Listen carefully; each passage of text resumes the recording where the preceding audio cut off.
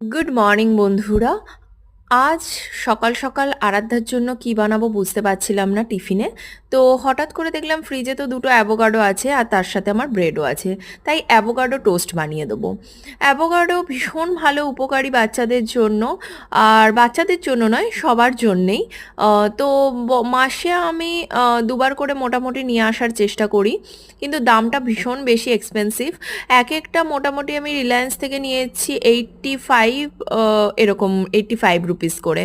তো দুটো আমি নিয়ে এসেছি, আজকে একটাই করব, একটা করলেই অনেকটা হয়ে যায়। তো এটা প্রথমে বের করে নিচ্ছি খুব সুন্দর করে, আর এটা একদম আইসক্রিমের মতো লাগে বের করার সময়। আর এটা সল্ট কিছুটা আর চাট মশলা দিয়ে ভালো করে মাখিয়ে নেব। অলরেডি অনেকে এটার স্যালাডও বানায়, কিন্তু আমি এটা এইভাবেই করি নর্মালি। আর ব্রেডের মধ্যে দিয়ে এইবার বাটার দিয়ে ভালো করে টোস্ট করে নেব। আরাধ্যারও খুব ফেভারিট খাবার, তো এর সাথে আরেকটা ওকে চিজ স্যান্ডউইচও দিতে হয়।